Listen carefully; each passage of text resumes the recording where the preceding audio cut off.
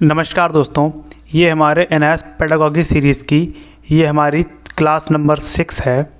और इसके पहले जो हमारी 5 क्लासेस हुई हैं उनमें हमने प्राचीन शिक्षा की बात की थी। और उसके बाद जो कंपनी के अधीन जो शिक्षा थी उसके बारे में बात कर ली थी। और उसके बाद जो क्राउन के अधीन शिक्षा थी हमने उसकी भी बात कर ली थी यहाँ पे पिछली 5 वीडियोज़ में। और इस वीडियो में हम बात करने वाले हैं स्वतंत्र भारत में जो शिक्षा के लिए जो कार्य किए गए उनके बारे में हम बात करने वाले हैं। जो स्वतंत्र भारत में आयोग बनाए गए, ठीक है, तो उनमें से हम प्रमुख आयोग के बारे में इस वीडियो में बात करने वाले हैं, ठीक है। तो अगर ये वीडियो आपको पसंद आती है तो आप हमारे यूट्यूब चैनल दिव्यांशु अद्वैत को आप सब्सक्राइब भी कर लीजिएगा और आप वीडियो को लाइक भी करिएगा और वीडियो को आप शेयर भी करिएगा। और साथ ही साथ अगर इस क्लासेस की आप PDF नोट्स प्राप्त करना चाहते हैं तो आप हमारे टेलीग्राम चैनल अद्वैत एकेडमी को आप ज्वाइन कर लीजिएगा। वहाँ पे आपको क्लासेस के अपडेट और सारे PDF वहाँ आपको प्रोवाइड करवा दिए जाएंगे। इसकी लिंक आपको डिस्क्रिप्शन बॉक्स में मिल जाएगी, ठीक है। तो चलिए फिर हम अपनी आज की क्लास स्टार्ट करते हैं, ठीक है। तो हमारा जो पहला चैप्टर था एनआईओएस का भारतीय शिक्षा प्रणाली वो पार्ट 1 था और आज से हमारा यहाँ पे पार्ट 2 स्टार्ट होने वाला है, ठीक। तो इसमें जो हम बात करेंगे कि स्वतंत्र भारत में गठित शिक्षा आयोगों समितियों की संस्तुतियाँ इसके बारे में इसमें हम बात करेंगे। इसमें सबसे पहला हमारा जो आयोग होगा वो होगा राधा कृष्णन आयोग 1948-49। फिर हम बात करेंगे मुदालियर आयोग की 1952। फिर हम बात करेंगे महिला शिक्षा पर राष्ट्रीय समिति दुर्गाबाई देशमुख समिति 1958। फिर हम बात करेंगे कोठारी आयोग 1964-66 की। फिर हम बात करेंगे यशपाल समिति 1992 की। और फिर हम बात करेंगे राष्ट्रीय शिक्षा नीति 1986। इसके पहले हम 1968 है उसके बारे में भी कुछ बात कर लेंगे, ठीक है। तो राष्ट्रीय शिक्षा नीति 1986, राष्ट्रीय शिक्षा नीति 1992, प्रारंभिक शिक्षा के सरोकार। और फिर यहाँ पे जो 1992 और 1986 में जो 8 वर्षीय प्रारंभिक शिक्षा प्रणाली की संरचना जो दी गई थी हम उसके बारे में बात करेंगे। और उसके बाद फिर हम बात करेंगे राष्ट्रीय पाठ्यचर्या रूपरेखा NCF के बारे में, राष्ट्रीय पाठ्यचर्या रूपरेखा NCF 2005 और प्रारंभिक विद्यालय पाठ्यचर्या के लिए NCF के निहितार्थ क्या हैं इसके बारे में हम बात करेंगे इसमें। और इसके अलावा हम NEP 2020, ठीक है, और NCF 2022 के बारे में हम अलग से एक सेपरेट वीडियो में बात करेंगे। और उसके साथ साथ हमारी जो कस्तूरी रंगन समिति थी, ठीक है, जो हमारी कस्तूरी रंगन समिति थी उसके बारे में भी हम बात करेंगे एक अलग से सेपरेट वीडियो में, ठीक है। और जहाँ तक इस वीडियो की बात रही तो इस वीडियो में हम बात करने वाले हैं सबसे पहले राधा कृष्णन आयोग के बारे में इस वीडियो में हम जानेंगे, ठीक है। तो चलिए फिर हम स्टार्ट करते हैं। तो अगर हम बात करें तो आप सबको पता है कि 26 जनवरी 1950 से स्वतंत्र भारत का अपना संविधान लागू हुआ। संविधान के अनुच्छेद 45 में प्रावधान रखा गया कि यह सरकार का दायित्व होगा कि संविधान के लागू होने के 10 वर्ष के अंदर देश के सभी बच्चों को जब तक वे 14 वर्ष के नहीं हो जाते निःशुल्क एवं अनिवार्य शिक्षा प्रदान की जाएगी, ठीक है। तो जब हमारा संविधान बन के तैयार हुआ और संविधान को 26 जनवरी 1950 को लागू किया गया, ठीक है। तो जब संविधान को 26 जनवरी 1950 को लागू किया गया तो संविधान के अनुच्छेद 45 में यह प्रावधान रखा गया कि यह सरकार का दायित्व होगा कि संविधान के लागू होने के 10 वर्ष के अंदर देश के सभी बच्चों को जब तक वे 14 वर्ष के नहीं हो जाते निःशुल्क एवं अनिवार्य शिक्षा प्रदान की जाएगी, ठीक है। तो ये संविधान में हमारे अनुच्छेद जोड़कर जो प्राथमिक शिक्षा थी उसको सबके लिए अनिवार्य कर दिया गया और सरकार का यह दायित्व होगा कि वो 14 वर्ष के बच्चों तक निःशुल्क और अनिवार्य शिक्षा प्रदान करेगी। ठीक है, तो इसी प्रावधान जो हमारा ये अनुच्छेद 45 था, इसी प्रावधान को साकार रूप देने हेतु अनेक शिक्षा आयोग तथा समितियों का गठन किया गया।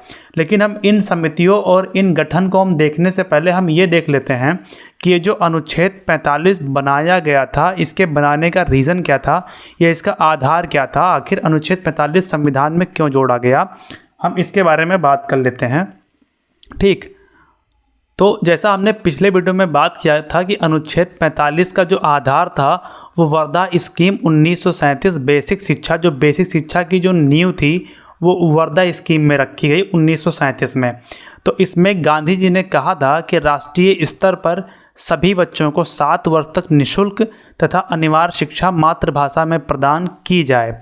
तो यहाँ पे गांधी जी का एक सपना था कि जितने भी बच्चे हैं कि उनका कोई भी कास्ट ना देखा जाए, उनका आय ना देखा जाए कि वो गरीब परिवार से या उच्च परिवार से हैं, सभी को एक राष्ट्रीय स्तर पर एक समान शिक्षा 7 वर्ष तक निःशुल्क रूप से तथा अनिवार्य रूप से प्रदान की जाए, वो भी मातृभाषा में। और इसी चीज़ को पूरा करने के लिए जो वर्धा स्कीम में जो गांधी जी ने एक सपना देखा था, उसी को पूरा करने के लिए डॉक्टर जाकिर हुसैन की अध्यक्षता में एक समिति बनाई गई और उस समिति ने 2 दिसंबर 1937 को अपनी रिपोर्ट प्रस्तुत की। ठीक है, तो ये हो गया इसका आधार। तो जो ये चीज़ें वर्धा स्कीम थी तो वर्धा में ही हमारे संविधान की धारा, संविधान का अनुच्छेद जो था, संविधान के अनुच्छेद 45 का आधार हमारा वर्धा स्कीम में तैयार होता है।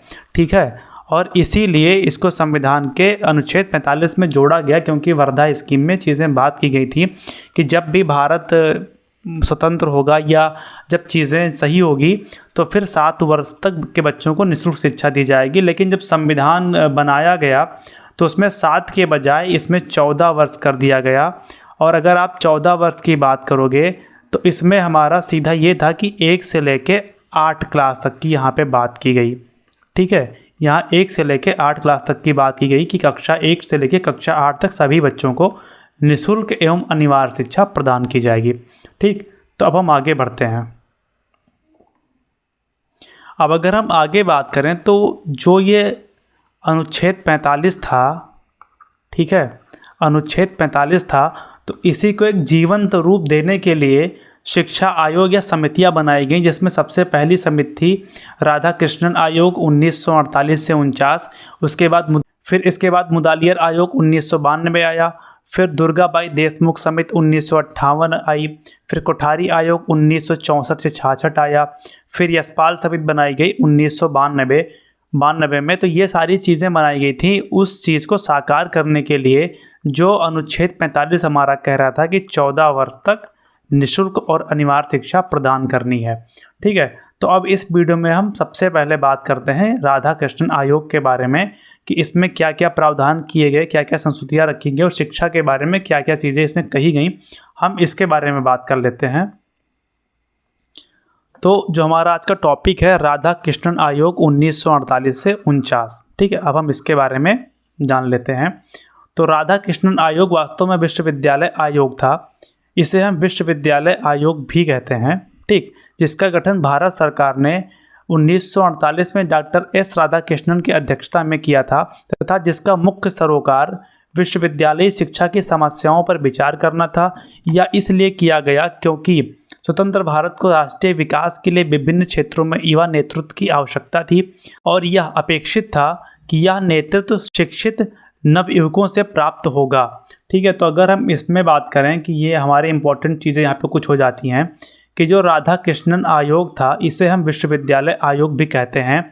ठीक है, और इसका गठन भारत सरकार ने 1948 में डॉक्टर एस राधाकृष्णन की अध्यक्षता में किया था। ठीक है, डॉक्टर एस राधाकृष्णन की अध्यक्षता में किया था और इसका जो मेन पर्पस था विश्वविद्यालय आयोग का, तो इसमें विश्वविद्यालयी शिक्षा की समस्याओं पर विचार करना था क्योंकि उस समय हमें ऐसे शिक्षित नवयुवकों की ज़रूरत थी जो भारत को एक नेतृत्व प्रदान कर सके, क्योंकि भारत की आज़ादी 1947 में मिली थी। तो हमें उस समय ऐसे नेतृत्व शिक्षित नागरिकों की आवश्यकता थी जो भारत को एक नई दिशा प्रदान कर सकें।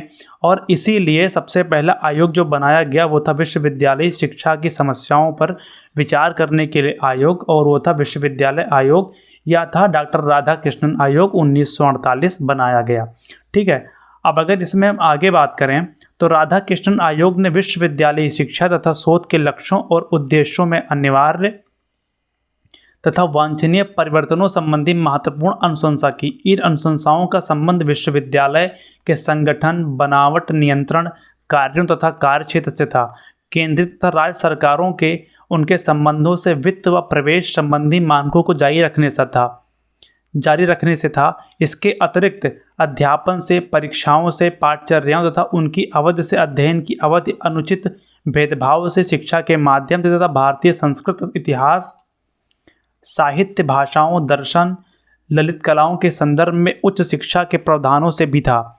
देश में उच्च शिक्षा के समन्वयन के लिए इस आयोग ने विश्वविद्यालय अनुदान आयोग, यूनिवर्सिटी ग्रांट कमीशन यूजीसी के गठन की सिफारिश की, जिसकी स्थापना तत्काल कर दी गई।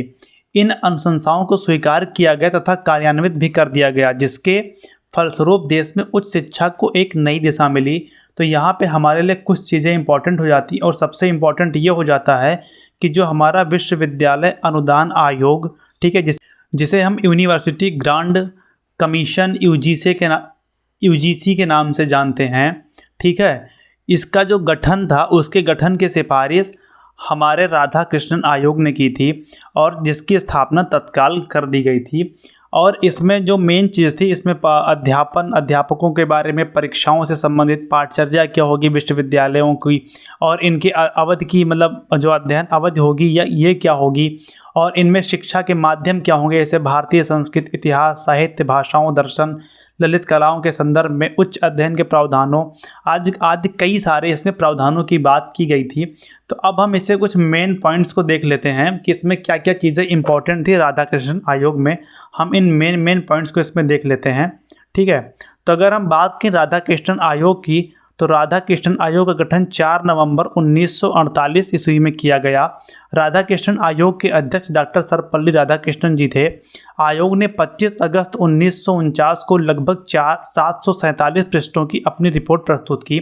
आयोग के प्रमुख उद्देश्य में शिक्षित नागरिक तैयार करना, प्रजातांत्रिक मूल्यों को स्थापित करना, सांस्कृतिक धरोहर का संरक्षण करना, राष्ट्रीय एकता आदि सम्मिलित था।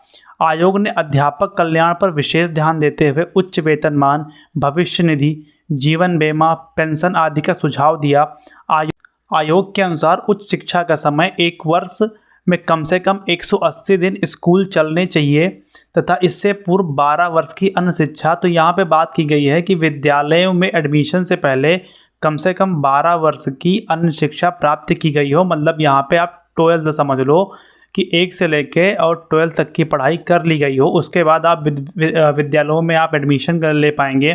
और यहाँ पे जो उच्च शिक्षा का जो समय होगा कि 1 वर्ष में कम से कम 180 पीरियड या 180 दिन यहाँ पे क्लासेस चलें, इसकी बात की गई। ठीक है, तो अब हम आगे बढ़ते हैं यहाँ पे। तो अगर हम आगे बात करें तो आयोग ने व्यावसायिक शिक्षा में वाणिज्यिक, अभियांत्रिकी, तकनीकी, कानूनी शिक्षा, चिकित्सा शिक्षा के क्षेत्र में सुविधा के सुझाव दिए। शिक्षा के माध्यम में अंतर्राष्ट्रीय भाषाओं के शब्दों को सीधे स्वीकार कर लिया जाना चाहिए तथा उच्च शिक्षा में त्रिभाषा के रूप में प्रादेशिक भाषा, संघीय भाषा तथा अंग्रेजी को स्वीकार करना चाहिए। छात्र कल्याण के लिए विश्वविद्यालय तथा कॉलेजों में छात्र परिषद गठित करने का सुझाव दिया। आयोग ने ग्रामीण स्तर पर कृषि विश्वविद्यालय, भूमि सुधार, गांव प्रशासन आदि के संदर्भ में भी अपना सुझाव दिया।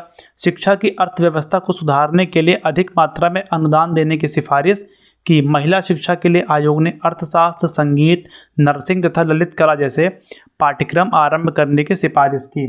ठीक है, तो यहाँ से हमारा विश्वविद्यालय आयोग था, या फिर जैसे हम राधाकृष्णन आयोग कहते हैं, इसके सारे हमने इम्पॉर्टेंट पॉइंट भी देख लिए हैं और एनआईओएस में जितनी भी जानकारी इसके बारे में दी गई है, और इससे बाहर किसी भी एग्ज़ाम में कोई प्रश्न भी नहीं आता है। तो इसमें जितनी चीज़ें इंपॉर्टेंट थी आपको बता दी गई हैं। ठीक है, तो उम्मीद करता हूँ कि वीडियो आपको पसंद आई होगी। ठीक है। तो अगर ये वीडियो आपको पसंद आती है तो आप चैनल को सब्सक्राइब भी कर दीजिएगा और इस वीडियो को आप लाइक भी कर दीजिएगा। और आप हमारे चैनल को सब्सक्राइब करने के साथ साथ अगर आपको ये पीडीएफ्स या नोट्स चाहिए आपको, तो आप हमारे टेलीग्राम चैनल को ज्वाइन कर लीजिएगा। ठीक है, तो धन्यवाद दोस्तों, मिलते हैं आपसे हम अगली वीडियो में।